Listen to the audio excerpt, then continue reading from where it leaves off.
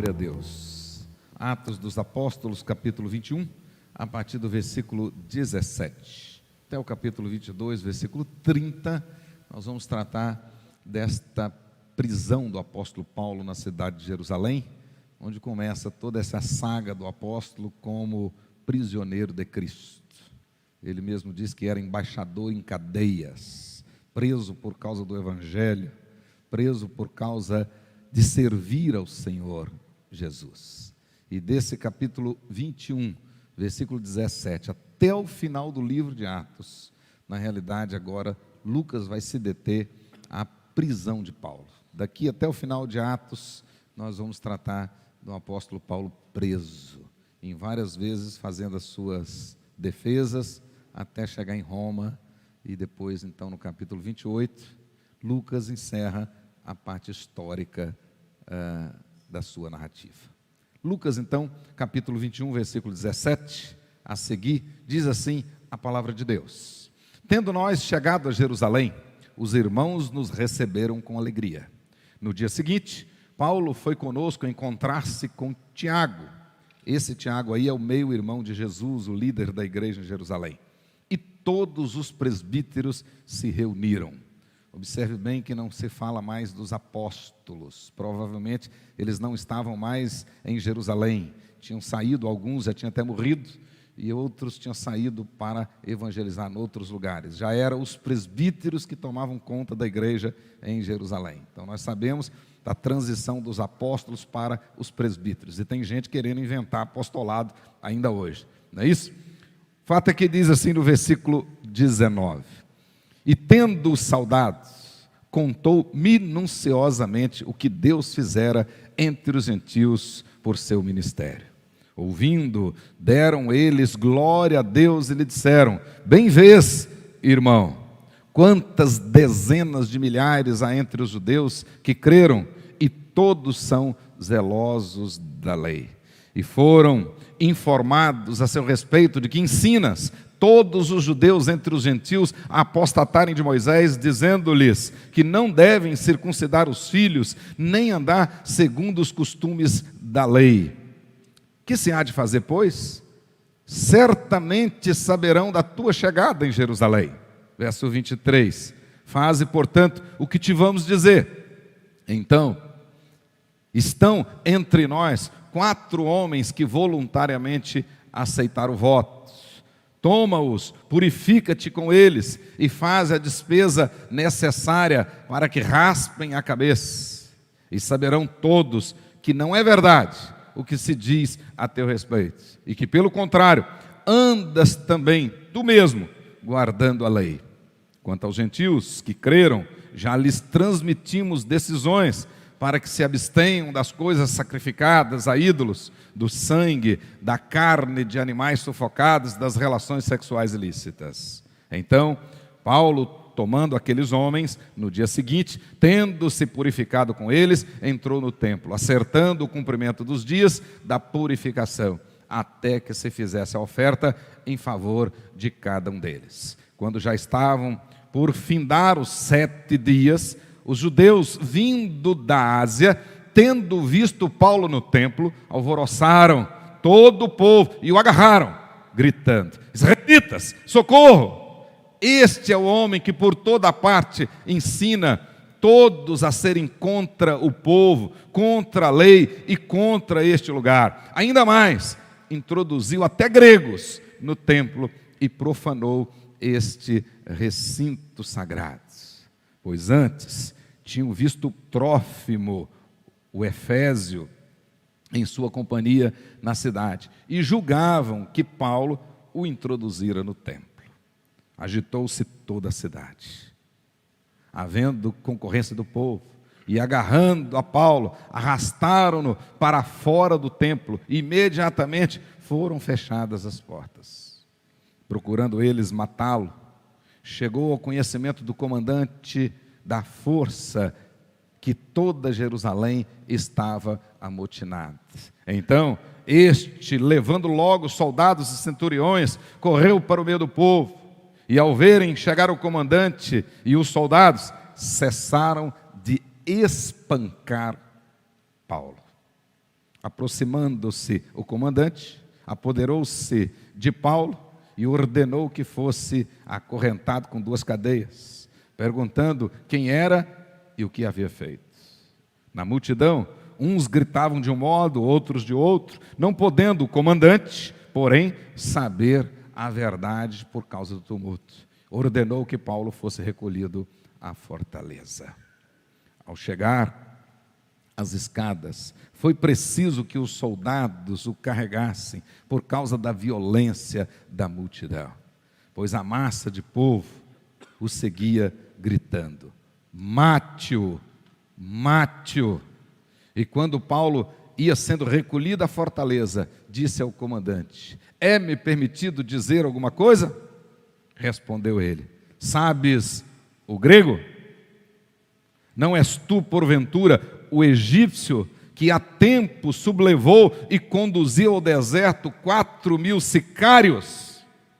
Sicários era um grupo de terroristas que tinha tentado matar os zelotes pouco tempo atrás. Respondeu-lhe Paulo: eu sou judeu, natural de Tarso, cidade não insignificante da Cilícia, e rogo-te que me permitas falar ao povo. Obtida a permissão, Paulo, em pé na escada, fez com a mão sinal ao povo, fez grande silêncio, e ele falou em dialeto hebraico, dizendo: a palavra que aparece aí para a língua é dialecte, em dialeto hebraico. Provavelmente Paulo estava falando agora em aramaico. Capítulo 22. Irmãos e pais, ouve agora a minha defesa perante vós. Quando ouviram que lhes falava em dialeto hebraico, guardaram ainda maior silêncio, e continuou: eu sou judeu, nasci em Tarso da Cilícia, mas cresci aqui em Jerusalém, e aqui fui instruído aos pés de Gamaliel, segundo a exatidão da lei de nossos antepassados, sendo zeloso para com Deus, assim como todos vós o sois ainda hoje. Persegui os seguidores deste caminho até a morte, prendendo e metendo em cárceres homens e mulheres, de que são testemunhas o sumo sacerdote e todos os anciãos. Destes recebi cartas para os irmãos, e ia para Damasco, no propósito de trazer maniatados para Jerusalém os que também lá estivessem, para serem punidos. Ora, aconteceu que, indo de caminho e já perto de Damasco, quase ao meio-dia, repentinamente grande luz do céu brilhou ao redor de mim. Então caí por terra, ouvindo a voz que me dizia: Saulo, Saulo, por que me persegues? Perguntei: quem és tu, Senhor? Ao que me respondeu: eu sou Jesus, o Nazareno, a quem tu persegues. Os que estavam comigo viram a luz, sem contudo perceberem o sentido da voz que falava comigo. Então perguntei: que farei, Senhor? E o Senhor me disse: levanta-te, entra em Damasco, pois ali te dirão acerca de tudo o que te é ordenado fazer. Tendo ficado cego por causa do fulgor daquela luz, guiado pela mão dos que estavam comigo, cheguei a Damasco. Um homem chamado Ananias, piedoso conforme a lei, tendo bom testemunho de todos os judeus que ali moravam, veio procurar-me e, pondo-se junto de mim, disse: Saulo, irmão, recebe novamente a vista. Nesta mesma hora, recobrei a vista e olhei para ele. Então ele me disse: o Deus de nossos pais, de antemão te escolheu para conheceres a sua vontade, veres o justo e ouvires uma voz da sua própria boca. Porque terás de ser sua testemunha diante de todos os homens das coisas que tem visto e ouvido. E agora, por que te demoras? Levanta-te, recebe o batismo e lava os teus pecados, invocando o nome dele. Tendo eu voltado para Jerusalém, enquanto orava no templo, sobreveio-me um êxtase. E vi aquele que falava comigo, apressa-te e sai logo de Jerusalém, porque não receberão o teu testemunho a meu respeito. Verso 19. Eu disse: Senhor, eles bem sabem que eu encerrava em prisão e nas sinagogas açoitava os que criam em ti. Quando se derramava o sangue de Estevão, tua testemunha, eu também estava presente e consentia nisto, e até guardei as vestes dos que o matavam. Mas ele me disse: vai, porque eu te enviarei para longe, aos gentios. Ouviram-no até esta palavra, e então gritaram dizendo: tira tal homem da terra, porque não convém que ele viva. Ora, estando eles gritando, arrojando de si as suas capas, atirando poeira para os ares, ordenou o comandante que Paulo fosse recolhido à fortaleza e que, sob açoites, fosse interrogado para saber por que motivo assim clamavam contra ele. Quando o estavam amarrando com correias, disse Paulo ao centurião presente: ser-vos-á, porventura, lícito açoitar um cidadão romano sem estar condenado? Ouvindo isto, o centurião procurou o comandante e lhe disse: que estás para fazer? Porque este homem é cidadão romano. Vindo o comandante, perguntou a Paulo: dize-me, és tu romano? Ele disse: sou. Respondeu-lhe o comandante: a mim me custou grande soma de dinheiro este título de cidadão. Naquela época, algumas pessoas compravam o título de cidadão romano, né? Outros o tinham por nascimento e outros por merecimento. De repente tinha feito alguma coisa importante para o império e recebeu então o título de cidadão. Esse comandante tinha comprado. Entretanto, disse Paulo: eu, pois, o tenho por direito de nascimento. Imediatamente se afastaram que estava para o inquirir com açoites. O próprio comandante sentiu-se receoso quando soube que Paulo era romano, porque o mandara amarrar. Verso 30. No dia seguinte, querendo certificar-se dos motivos porque vinha ele sendo acusado pelos judeus, soltou e ordenou que se reunissem os principais sacerdotes e todo o sinédrio, e mandando trazer Paulo, apresentou perante eles. Vamos orar mais uma vez ao nosso Deus. Pai querido, em nome de Jesus, muito obrigado pela leitura sagrada da Tua Palavra. Te suplico, ó Deus, que me uses como boca do Senhor e fale ao Teu povo, os que estão aqui e os que nos acompanham pela internet. Permita que o mesmo Espírito Santo que inspirou esta palavra, que inspirou Lucas, esteja agora iluminando nossa mente, nosso coração, para tirarmos proveito da palavra santa.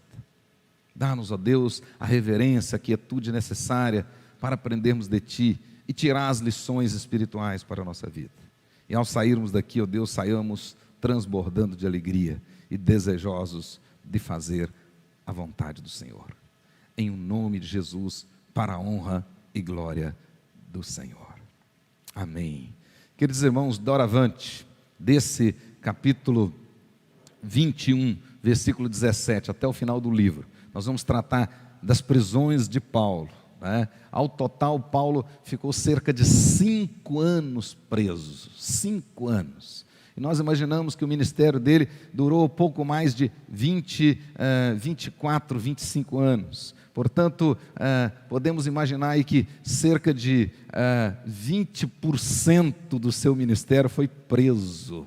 Entretanto, isso não foi problema para ele, porque ele disse que mesmo preso, ele era embaixador do Evangelho. Ele continuou pregando a palavra do Senhor, mesmo preso, e várias vezes pediu às igrejas que orassem por ele, para que mesmo preso, ele pudesse pregar a palavra de Deus com toda a intrepidez, com toda a coragem, com toda a força, e que o Espírito Santo o usasse na pregação da palavra, mesmo preso.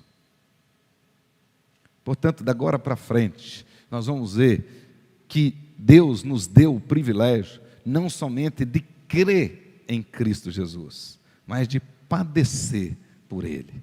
E que o verdadeiro crente precisa estar preparado, inclusive para sofrer por causa do Evangelho.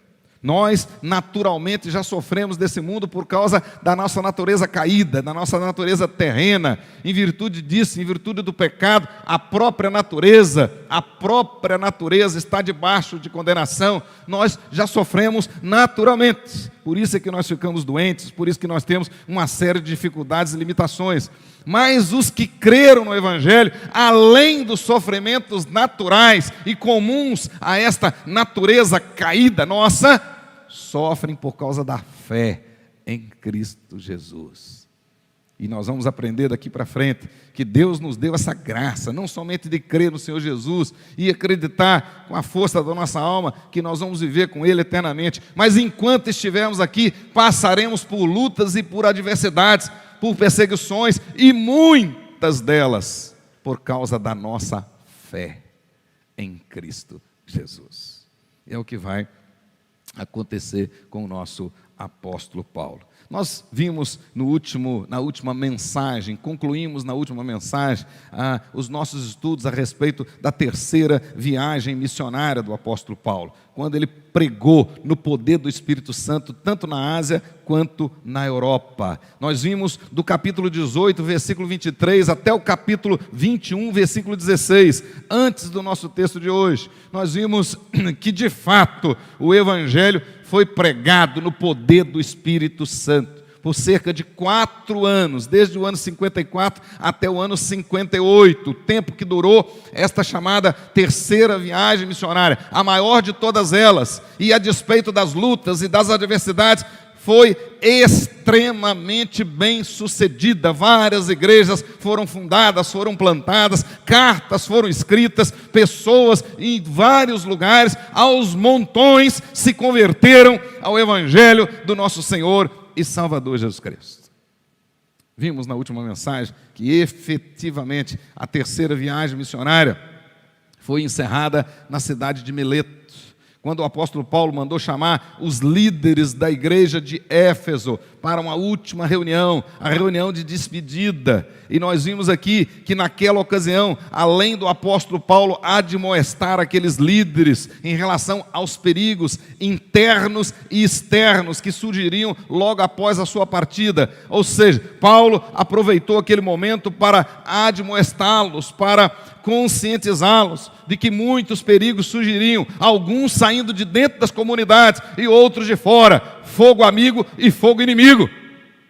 E ele então prepara aqueles líderes para enfrentar aquilo. Além disso, nós vimos aqui que o apóstolo Paulo também exorta os líderes da igreja de Éfeso para que eles pudessem cuidar deles mesmos e cuidar do rebanho sobre o qual o próprio Espírito Santo os colocou como líderes e entregou aquele rebanho para que eles pudessem cuidar deles, mantendo vigilância, orientação. Agora, lá ainda falando aos líderes da igreja de Éfeso, o apóstolo Paulo diz: agora eu vou para Jerusalém, obedecendo ao Espírito Santo, sem saber o que me acontecerá lá, apenas sei e fui avisado pelo próprio Espírito Santo que prisões e sofrimentos me esperam. Capítulo 20, versículos 22 e 23. Por causa disso, disse o apóstolo Paulo: meus queridos irmãos, vocês não verão mais o meu rosto. Versículo 25. Mas não fiquem preocupados, dizia o apóstolo Paulo, porque nada considero a vida preciosa para mim mesmo.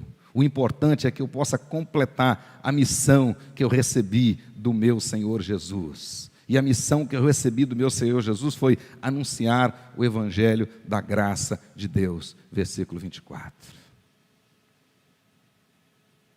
Depois disso, o texto vai dizer para nós que Paulo se ajoelhou com os líderes, orou com eles, chorou com eles, os abraçou, os beijou e se despediu. Versículos 36 até o 38. E aí, então, efetivamente começa a sua viagem de volta. E aí, na sua viagem de volta, logo adiante, ele para na cidade de Tiro. A cidade de Tiro já ficava na Síria, e o texto diz que ele parou lá por 7 dias. E lá ele encontrou com os irmãos, e os irmãos, movidos pelo Espírito Santo de Deus, inclusive, recomendaram a Paulo que não fosse a Jerusalém. Capítulo 21, verso 4. Eles tinham informações de que as coisas em Jerusalém não estavam boas, que realmente os judaizantes tinham crescido bastante, estavam muito fortes em Jerusalém e mantinham um certo ódio em relação ao apóstolo Paulo, não gostava do apóstolo Paulo, tinha preconceitos com o apóstolo Paulo, mesmo sendo cristãos. Os irmãos de Tiro sabiam disso e, movidos pelo Espírito Santo, tentaram convenceu o apóstolo Paulo de não ir para Jerusalém. Mas o texto vai deixar claro para nós que eles não conseguiram demovê-lo. E mais tarde, ao longo dessa semana, eles também entenderam que, a despeito das preocupações deles, Deus estava no controle. E se vocês observarem capítulo 21, versículos 5 e 6, eles agora lá na praia se ajoelham e despediram então o apóstolo Paulo, convencidos de que Deus estava no controle, mesmo diante dos riscos. Mesmo diante dos riscos. O texto continua dizendo que Paulo, então, com seus amigos, ele saiu de Tiro e chegou logo depois em Cesareia, já no território de Israel.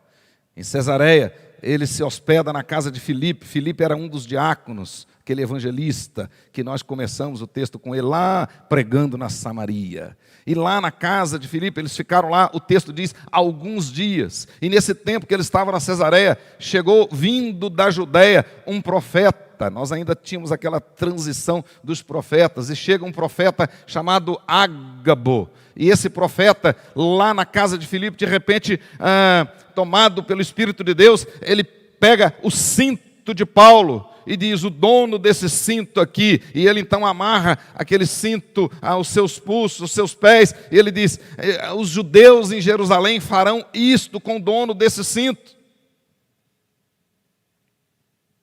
Deixando claro que Paulo iria sofrer bastante em Jerusalém. E se vocês observarem o texto claramente, versículo 11, né, quando o profeta diz isso, dizendo que os judeus em Jerusalém fariam ao dono daquele cinto gerariam ao dono daquele cinto muitos sofrimentos. Lucas nos diz claramente aí que quando eles ouviram aquela profecia, todos eles de imediato começaram a pedir, começaram a rogar a Paulo que não subisse a Jerusalém, versículo 12. Então o próprio Lucas diz, nós quando ouvimos isso, e ele estava no meio, ele estava lá na casa de Filipe, todo mundo começou a dizer, Paulo, é maluquice, você não deve ir a Jerusalém, olha aí, olha o que o profeta está falando. Só que na realidade a profecia não diz nada para Paulo não ir a Jerusalém, apenas avisa que ele iria ter essas dificuldades lá em Jerusalém. Mas isso o Espírito Santo também já tinha dito ao apóstolo Paulo antes. Ao longo da terceira viagem, o Espírito Santo já tinha dito isso, né? Paulo agora naquele momento diz então às pessoas que estavam ali na casa de Filipe, diz lá que, olha bem o que diz o versículo 13, que fazeis chorando e quebrantando-me o coração, pois estou pronto não só para ser preso, mas até para morrer em Jerusalém, por causa do nome de Jesus Cristo. Marque esse versículo 13, capítulo 21, na sua Bíblia. Olha a convicção do apóstolo Paulo. Né? Depois daquilo, Paulo olhou, o que vocês estão fazendo? Olha o que vocês estão entristecendo ainda mais o meu coração. Porque na realidade eu estou pronto não só para ser preso lá em Jerusalém, mas se necessário, morrer por causa de Jesus Cristo. Olha que coisa. Uma das minhas alunas no IBEL, que se tornou missionária na Indonésia, sendo estuprada por 9 rapazes, e à medida que aqueles homens a estupravam, eles gritavam, Alá é Deus, Alá é Deus. E depois daquele problema seríssimo, foi autorizada essa moça voltar para o Brasil. E ela disse: não, não, Jesus morreu por mim e eu estou pronta para morrer por Ele. E ela não voltou, continuou no campo missionário. Aqui o apóstolo Paulo fez a mesma coisa. Segundo Lucas, eles não conseguiram persuadir o apóstolo Paulo. E não conseguindo persuadi-lo, o texto diz: agora conformados disseram, olha o versículo 15, faça-se a vontade do Senhor, versículo 14, e no versículo 15, passados aqueles dias em Cesareia, subiram para Jerusalém. Meus queridos irmãos, na realidade podemos ver aqui que o apóstolo Paulo não foi um sujeito teimoso e muito menos era um masoquista, uma pessoa que gostava de sofrer. Não, além da sua convicção demonstrada lá em Mileto ele já tinha demonstrado essa convicção, que certamente teria dificuldades. Ele disse lá para os presbíteros na cidade de Mileto, os presbíteros de Éfeso, ele disse: o Espírito Santo já me disse que eu vou encontrar cadeias, que eu vou encontrar sofrimentos lá em Jerusalém. Então, a despeito desta convicção que o apóstolo Paulo tinha e demonstrou claramente em Mileto, demonstrou também em Tiro, demonstrou também na Cesareia, mas lá em Corinto, no contexto da terceira viagem, quando ele tinha dado uma passada por Corinto e escreveu a carta aos Romanos, escrevendo aos Romanos, observe na sua Bíblia, capítulo 15 aos Romanos, versículo 30, versículo 31, quando ele estava na terceira viagem, em Corinto, se preparando para ir para Jerusalém, já tinha declarado o desejo dele de ir para Jerusalém, ele escrevendo aos Romanos, ele pede as orações da igreja que estava em Roma.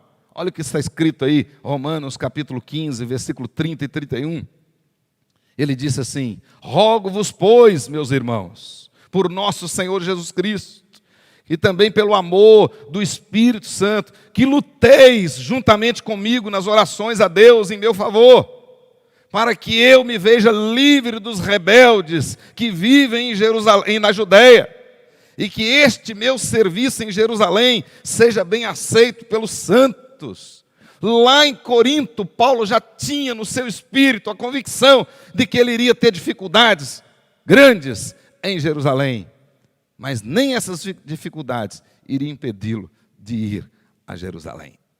Assim como Lutero, na época da Reforma, aquele movimento da Contra-Reforma, e eles queriam matar Lutero, já tinha amotinado para matar Lutero, e ele precisava ir para a dieta em Worms. E de repente alguém chega e diz: Lutero, não vai, eles vão te matar. E ele diz assim: ainda que tenha mais demônios do que as telhas das casas a me esperar, em Worms eu estarei. Paulo tinha a mesma convicção. A mesma convicção. Então ele não foi para Jerusalém porque ele era um masoquista, não. Ele foi para Jerusalém porque ele estava convicto e era absolutamente comprometido com o evangelho do Senhor Jesus Cristo. Consciência e compromisso. Consciência e compromisso. As marcas do apóstolo Paulo, e nós podemos vê-las de maneira clara. E exatamente por causa dessa consciência, por causa desse compromisso, o apóstolo se mostrou corajoso para enfrentar tudo por causa de Cristo Jesus. E assim que tem que ser o crente verdadeiro hoje. Por causa do Evangelho, por causa de Cristo Jesus, nós precisamos estar preparados para enfrentar todos e tudo, quaisquer circunstâncias. É isso que a Bíblia diz, escrevendo aos Filipenses, mais tarde, lá no intervalo da sua cadeia, já em Roma, ele disse claramente: indo ver-vos ou estando ausente, ó Filipenses, que eu ouça a respeito de vocês, que vocês estão lutando juntos pela fé evangélica. Pela fé que uma vez por todas foi entregue aos santos. Aquele conjunto de doutrinas que nós precisamos conhecer, confessar e obedecer. Fé. Paulo tinha esta convicção. Agora olha aí, acompanhe comigo o versículo 17, agora do nosso texto. Tendo chegado a Jerusalém, os irmãos nos receberam com alegria. Então agora desse versículo 17, até o final do livro, conforme eu disse no início, Lucas vai se dedicar exclusivamente à experiência de Paulo como prisioneiro, à disposição das autoridades romanas. Como eu disse, cerca de 20% do ministério de Paulo se deu na cadeia. Ele preso.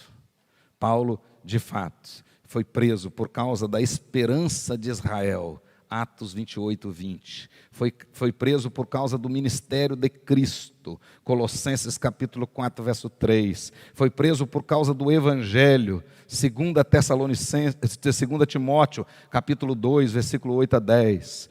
Foi preso por ser servo de Jesus Cristo. Ele mesmo disse, estou preso porque sou servo de Jesus Cristo. Filipenses 1, 13.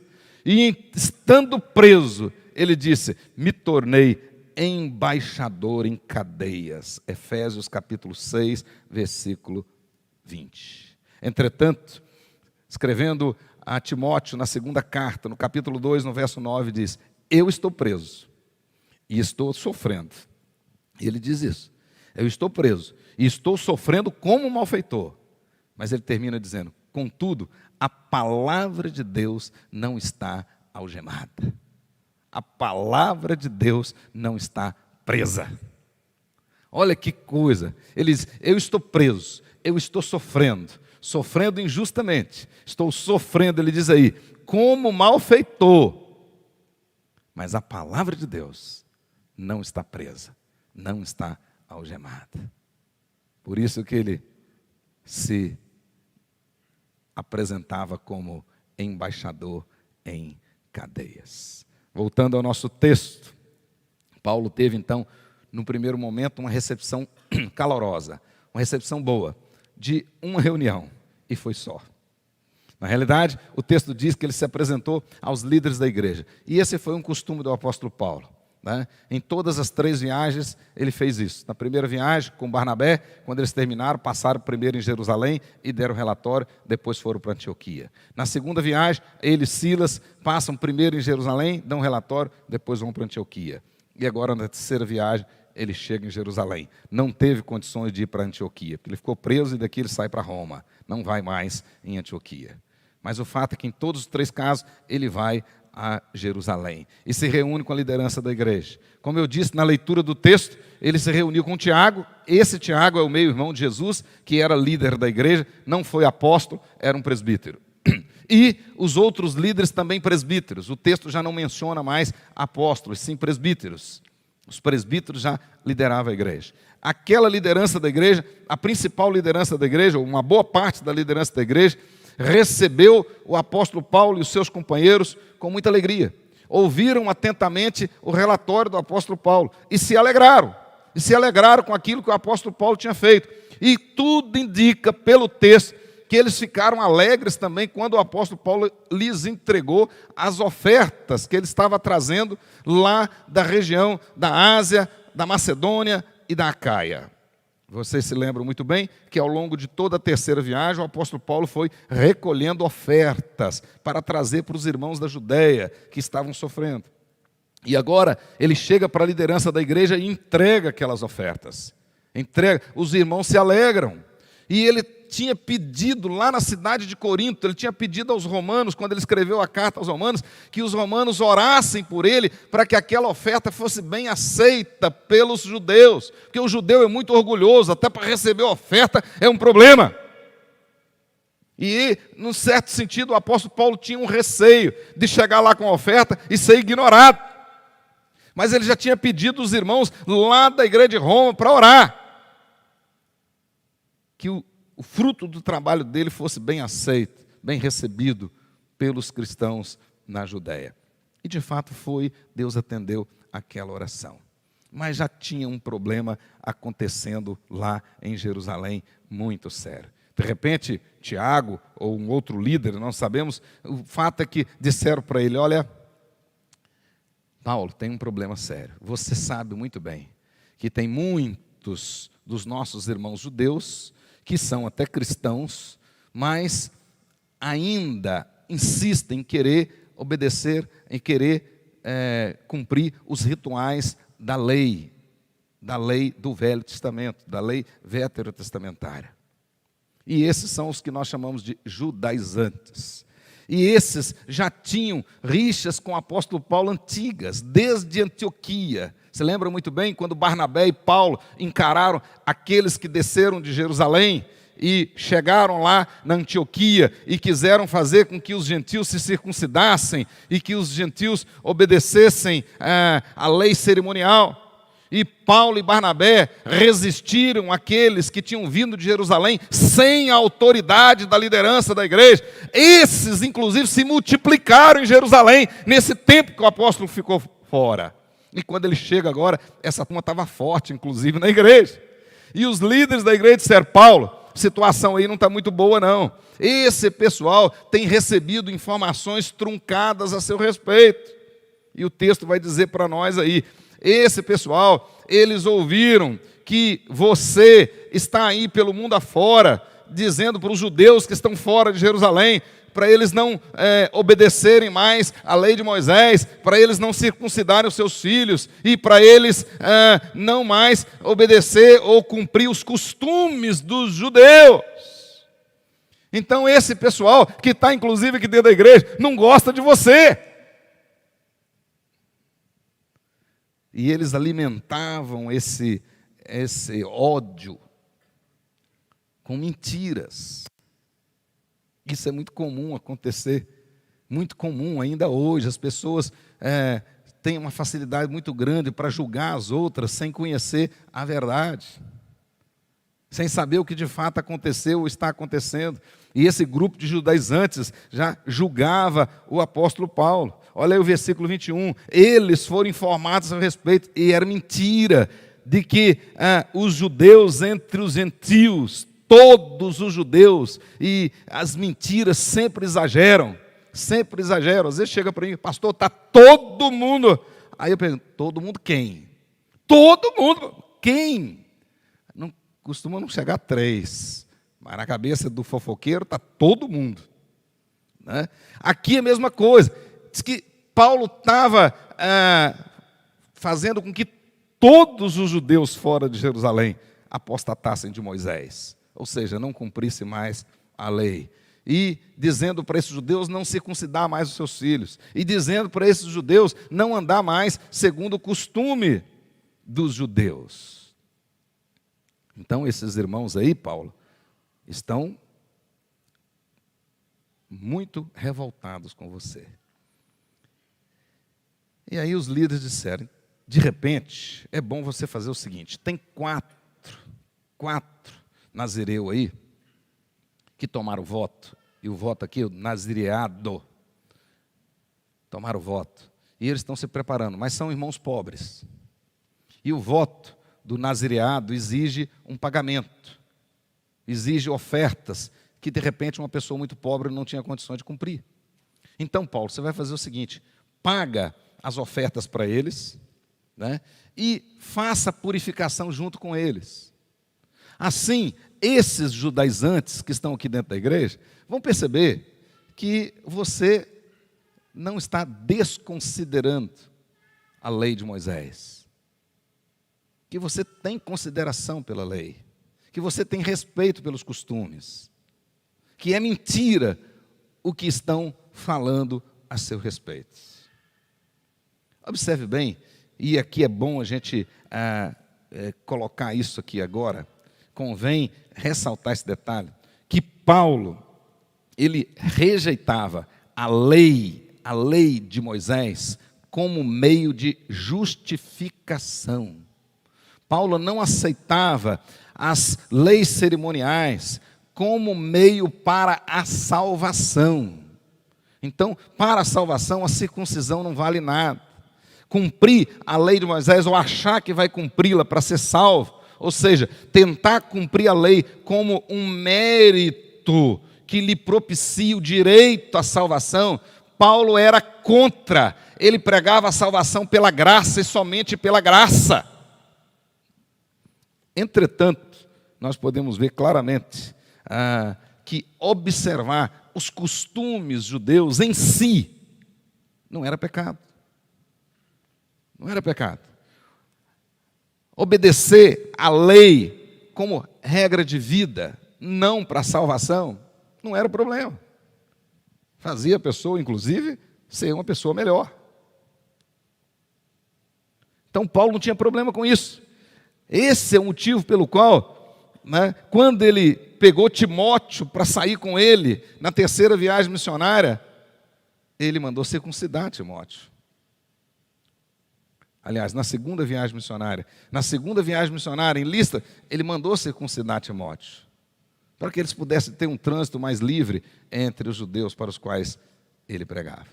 Então, em virtude disso, o apóstolo Paulo aceitou essa proposta da liderança da igreja, para poder ter paz com aqueles judaizantes e fazer o seu trabalho, sem maiores problemas. Às vezes, vale a pena, muitas vezes, vale a pena você condescender em alguma coisa e não ser demasiadamente justo para poder ganhar o seu irmão. Às vezes você é muito radical numa coisa e perde por ser assim. O apóstolo Paulo aceitou, foi lá, pagou os custos do voto daqueles 4 nazireus, se purificou com eles. O problema é que a Bíblia diz que isso não valeu de nada. Se vocês observarem dos versículos 27 até o 29, quando ele vai ao templo, terminando todo aquele sacrifício, aqueles judeus lá da Ásia, e aqui agora já não está falando mais de judaizantes, agora está falando de judeus que odiavam de fato o cristianismo, odiava o apóstolo Paulo. Então, aqueles judeus que já perseguiam o apóstolo Paulo lá na Ásia, aqueles que inflamaram, tanto em Éfeso, por onde o apóstolo Paulo andava na Ásia, esses vieram a Jerusalém para adorar, encontraram o apóstolo Paulo lá e se levantaram contra ele. E aí vocês vão observar aí que quando Paulo vai ao templo com os 4 nazireus para poder cumprir o restante do voto, um daqueles observa lá e grita, olha lá, judeus vindo da Ásia, tendo visto Paulo no templo, alvoroçaram todo o povo e o agarraram, gritando, israelita, socorro, este é o homem que por toda parte ensina todos a serem contra o povo, contra a lei, contra o templo. Ainda mais, está introduzindo gregos aqui no templo. Por quê? Olha como o diabo é sagaz e a fofoca é uma desgraça. Eles viram na cidade o apóstolo Paulo junto com Trófimo. Trófimo era um grego lá da cidade de Éfeso, convertido, um crente. Mas ele não tinha ido com o apóstolo Paulo no templo, não. Ele tinha estado com o apóstolo Paulo lá na cidade. Então eles pressupuseram,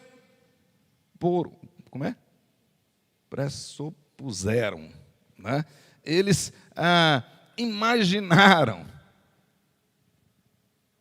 que Paulo teria levado Trófimo para o templo e fizeram a acusação. Mais uma vez, uma acusação mentirosa, dizendo que Paulo estava ensinando as pessoas a serem contra o povo, contra os judeus, ensinando as pessoas a serem contra a lei de Moisés, ensinando as pessoas a serem contra o templo. Mais uma vez, uma acusação mentirosa. E agora, para agitar mais ainda o povo. E além disso, irmãos, ele introduziu aqui no templo um grego. Quem viu? Ninguém. Mas disseram que ele introduziu. Eu acho que sim. Porque eu vi que ele estava com Trófimo lá na rua. Então, acho que ele levou Trófimo para o templo. Mas isso não aconteceu. O texto diz que houve uma confusão terrível, e começaram a bater no apóstolo Paulo. Se vocês observarem claramente aí no texto, dos versículos 30 até o versículo 32 do capítulo 21, Paulo é quase linchado, né? Ao ponto de os soldados chegarem junto com o comandante, e esse comandante é Cláudio Lísias. Ele chega e vê aquela situação, interfere e imediatamente toma Paulo das mãos daquelas pessoas, tira Paulo daquela multidão, porque aquela multidão estava prestes a matar o apóstolo Paulo. E ele então, para livrar Paulo daquela situação, ele leva Paulo para a prisão, para a fortaleza. E o texto diz que ele vai carregado. Ele não aguentava mais nem subir as escadas da fortaleza.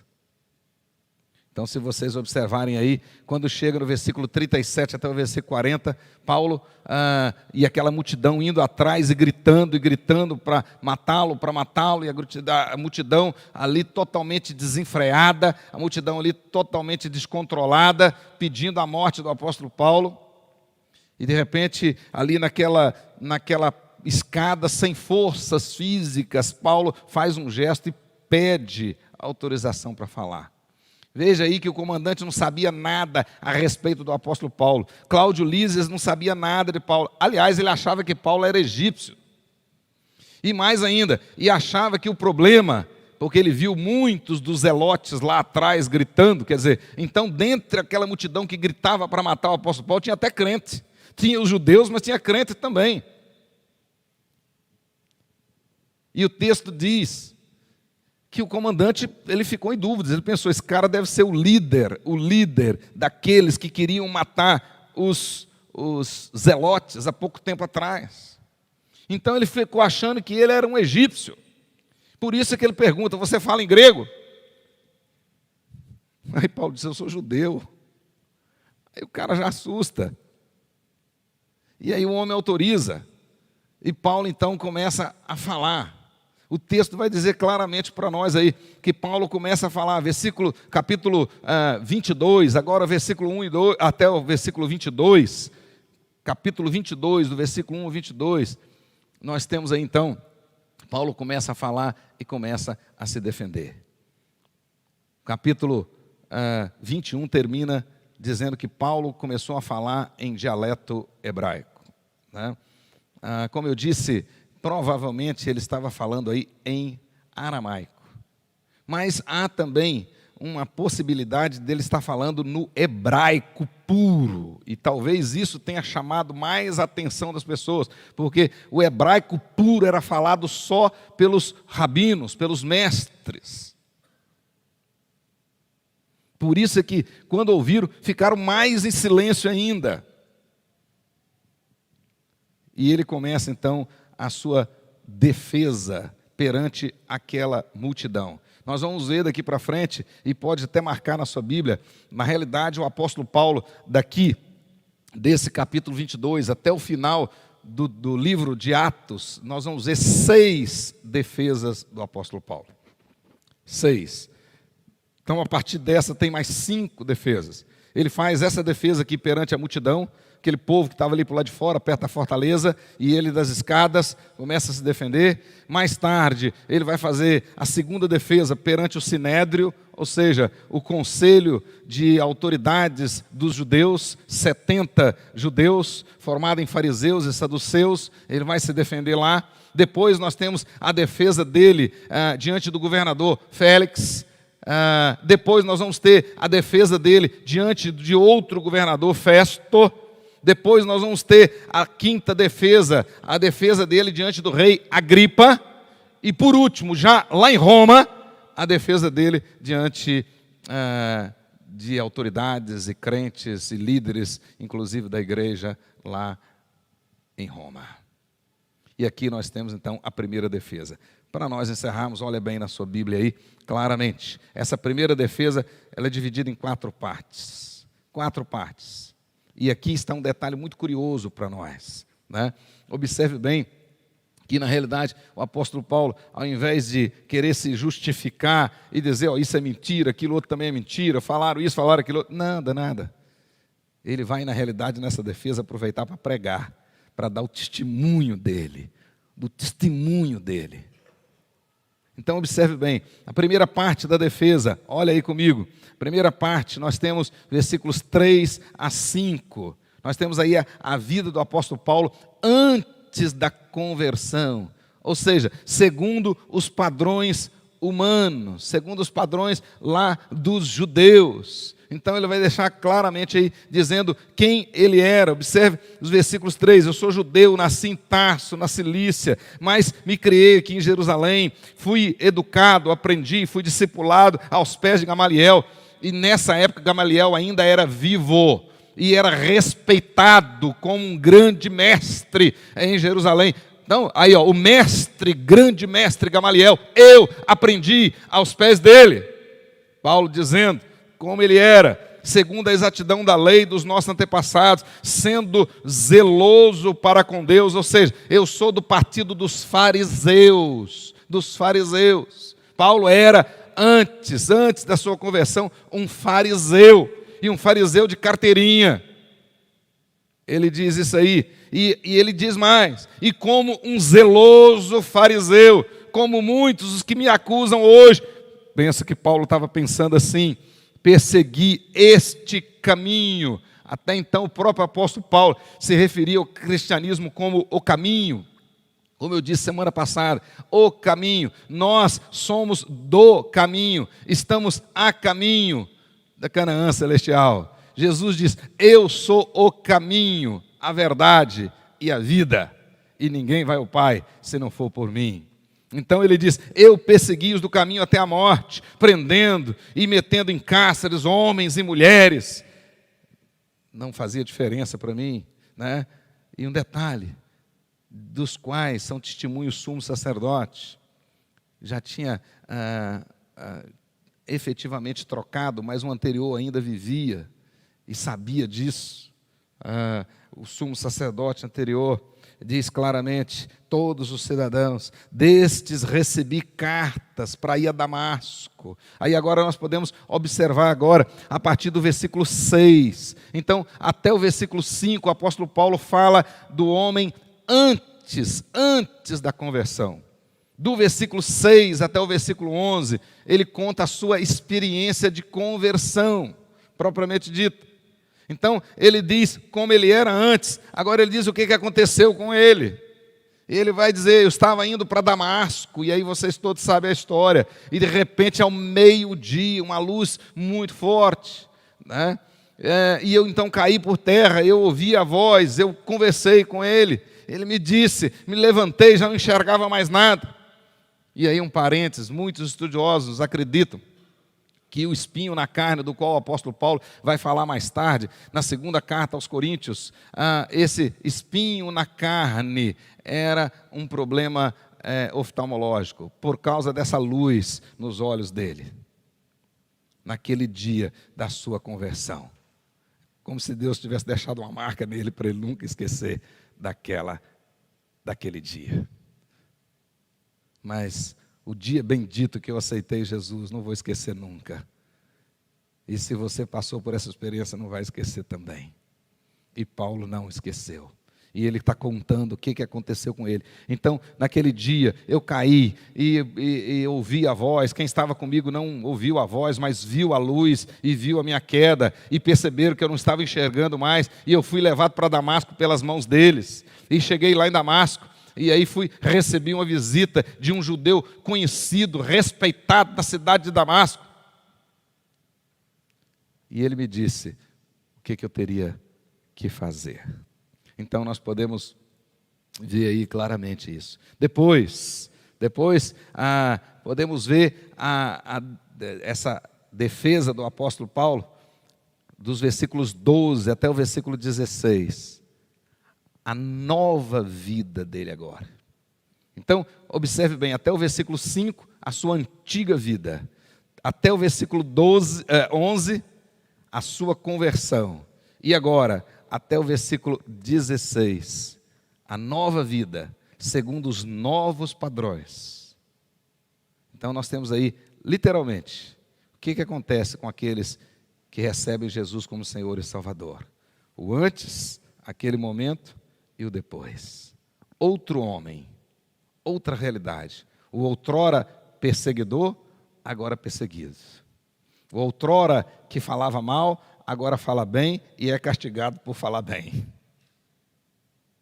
Olha a diferença. Mas ele vai deixar claro para nós, dos versículos 12 até o versículo 16, a respeito dessa nova vida. Ele diz que um homem chamado Ananias, piedoso conforme a lei, com bom testemunho de todos os judeus que moravam lá em Damasco, veio procurar-me.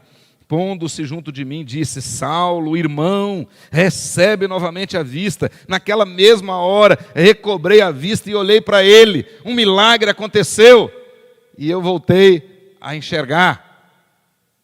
E o texto diz, agora observe bem, versículo 14 até o versículo 16. Nessa nova vida, nós temos 4 pontos importantes nessa nova vida. 4 pontos importantes, que têm relação direta, com, não só com o resumo da vida de Paulo, mas como tem que ser a nossa vida como crentes. O que acontece quando há na nossa vida uma verdadeira conversão? Para que Deus nos converteu? Observe bem aí, no versículo 14, ele diz agora que ele ouviu de Ananias, que disse: o Deus de nossos pais, de antemão, ou seja, na eternidade, isso aqui é teologia pura, é doutrina, Deus já revelando através de Ananias, na eternidade, diz lá, o Deus de nossos pais, de Abraão, de Isaac e Jacó, te escolheu, eleição na eternidade, com um propósito claro. O texto diz aí, te escolheu para conhecer, o texto diz, para conhecer a sua vontade. Primeiro grande objetivo da eleição. Você foi salvo para conhecer a vontade do Senhor. Hoje nós aprendemos na escola dominical que a Bíblia existe para ser a revelação de Deus, né, do ser de Deus, mas da vontade de Deus para a nossa vida. E nós precisamos conhecer essa vontade. Por isso que a fé que nos foi dada uma vez por todas, nós precisamos conhecê-la, nós precisamos confessá-la, nós precisamos obedecê-la.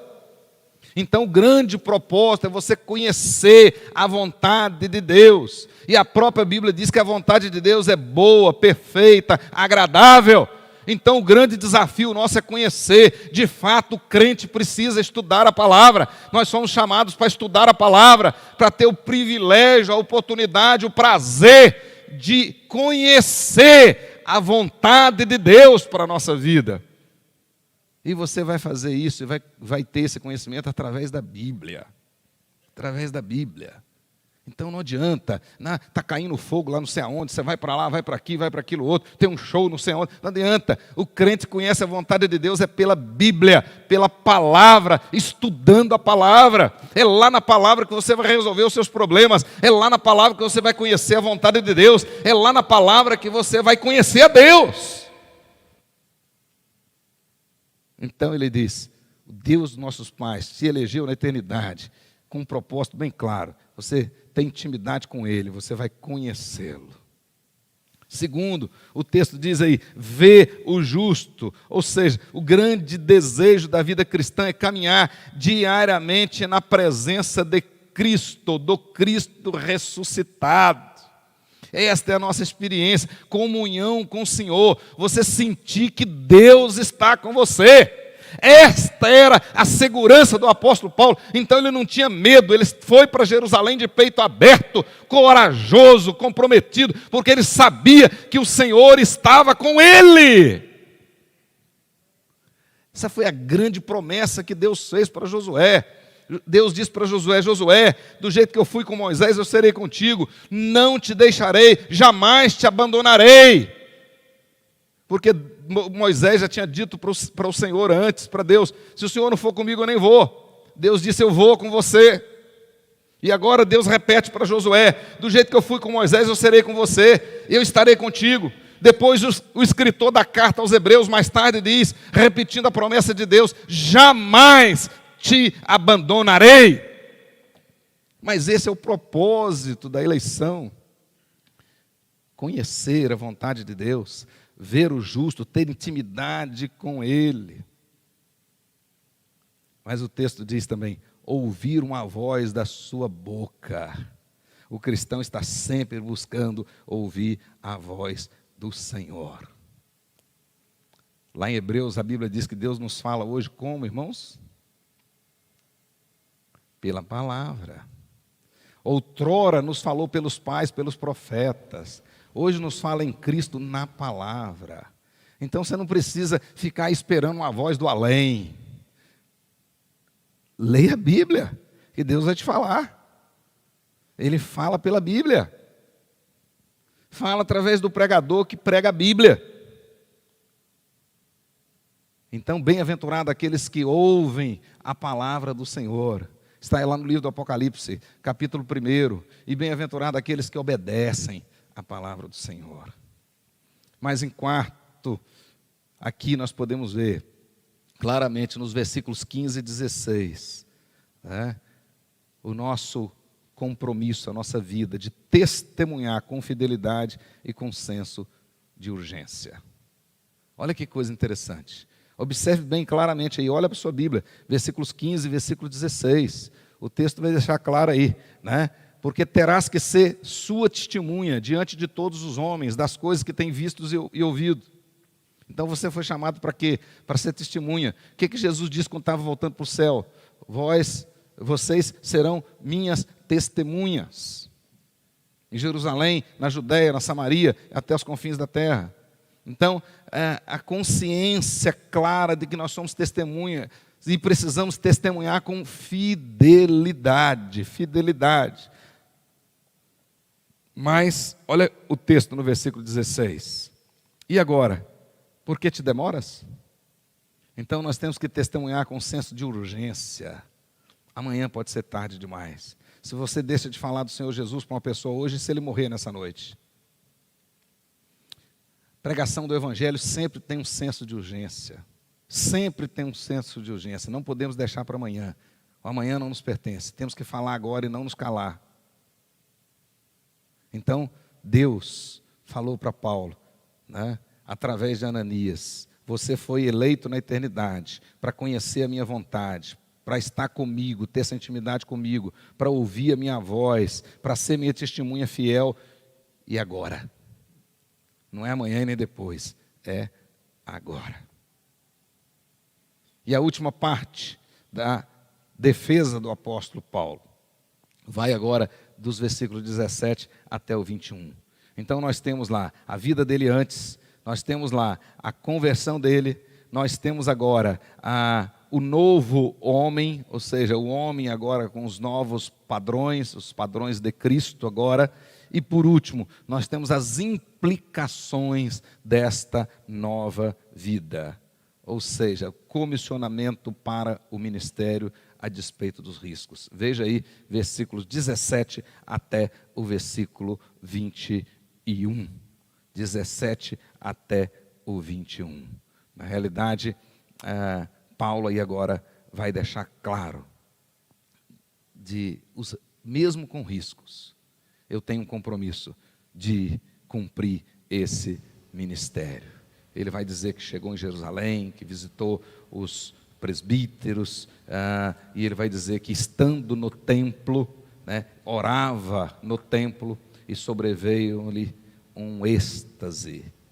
E Jesus novamente falou com ele: sai de Jerusalém, eles não vão te receber, E ele ainda insistiu com o Senhor: mas Senhor, eles me conhecem, argumentando com o Senhor. Deus disse por isso: nada disso, Paulo, certo? Nada disso. Vai, versículo 21, porque eu te enviarei para longe aos gentios. Na hora que ele disse que Deus tinha falado para ele, que ele tinha sido comissionado para ir para os gentios, na hora que ele falou a palavra gentios, acabou o silêncio. O pessoal se revoltou novamente. Essa foi a senha, Se revoltou novamente, porque na realidade, aqui está o grande problema dos judeus. O grande problema dos judeus eram os gentios. O preconceito dos judeus, a arrogância racial dos judeus. não os deixava entender que a graça de Deus não faz acepção de pessoas. Eles não conseguiam entender que quem não fosse judeu poderia ser alcançado pela graça de Deus. Então eles não aceitavam. E aí começou de novo a confusão. E nossa mensagem termina, versículos 23 até o versículo 30, com um interrogatório agora do comandante, Cláudio Lísias, fazendo um interrogatório ao apóstolo Paulo. E ele percebe, e ele querendo agradar os judeus, ele percebe que para ficar bem com o outro lado, era colocar o apóstolo Paulo para ser julgado pelo Sinédrio. E ele então encaminha Paulo para o Sinédrio. E na próxima mensagem nós vamos ver o julgamento de Paulo no Sinédrio e a defesa dele no Sinédrio. Mas feche os seus olhos, abre o seu coração nesse exato momento. Deus nos deu a graça, não somente de crer, mas também de padecer. Na eternidade, Deus nos elegeu, e no tempo presente, na plenitude dos tempos, em Cristo Jesus, Ele nos chamou para podermos conhecer a sua vontade, relacionar com Ele, ouvir a sua voz e testemunhar com fidelidade e com senso de urgência. O apóstolo Paulo, escrevendo aos Romanos, esse senso de urgência sempre foi muito aguçado na vida de Paulo. Sempre foi. Porque ele escreveu aos Romanos: vai alta a noite, vem chegando o dia. E a nossa salvação está mais perto do que quando no princípio cremos. Então nós precisamos anunciar essa palavra. Muitos ainda não têm conhecimento dela. Minha missão é anunciar as boas novas, o Evangelho de Cristo Jesus. E eu não posso perder tempo. Ao mesmo tempo que estou usufruindo dessa intimidade com o Senhor, ao mesmo tempo que tenho essa comunhão com o Senhor, ao mesmo tempo que estou crescendo no conhecimento do meu Deus, eu preciso fazê-lo conhecido. O profeta Oséias disse exatamente isso, que nós temos que conhecer e fazê-lo conhecido. Que Deus nos abençoe.